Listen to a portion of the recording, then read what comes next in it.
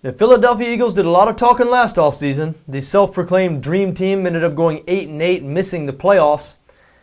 Things have been a little quieter this offseason, and I have a feeling that Philadelphia fans are going to be happy with the result.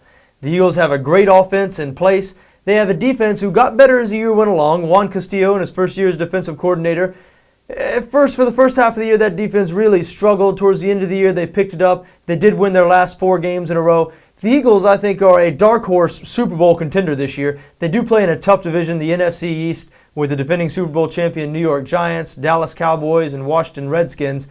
More than anything, I think for the Philadelphia Eagles, it's going to depend on Michael Vick's health. If Michael Vick can stay healthy and play all 16 games, this team could be as good as anybody. But he's been somewhat injury-prone throughout his career. It's gotten a little worse as he's gotten a little older, which is to be expected, I guess. And with his style of play, running as much as he does, and he has to run that much to be effective. I mean, Michael Vick is not Drew Brees standing there in the pocket. He's not Peyton Manning standing there in the pocket just picking apart a team with his accuracy.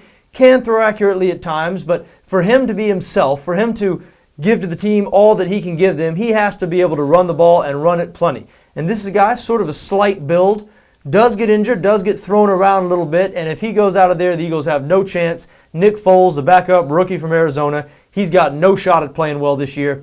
Michael Vick's health of paramount importance to this team. Also, how will Andy Reid react to the tragic situation with his family and training camp? If you don't know, his son, who was part of the team, part of the strength and conditioning staff, tragically died of a drug overdose at training camp in the dorms of Lehigh University where the Eagles were conducting training camp. I was really surprised that Andy Reid was back to work after a couple of days off. I know all people grieve differently, and you can't even question, maybe Andy Reid had to do that to carry on with his life. But still, you think something like the death of your son, especially your son who worked with you, your son who worked with the football team, what kind of distraction could that cause? Those two things, Andy Reid, the head coach Andy Reid's mental state, and will he be with it? Will he be the coach that he always is? And we know what kind of coach Andy Reid has been.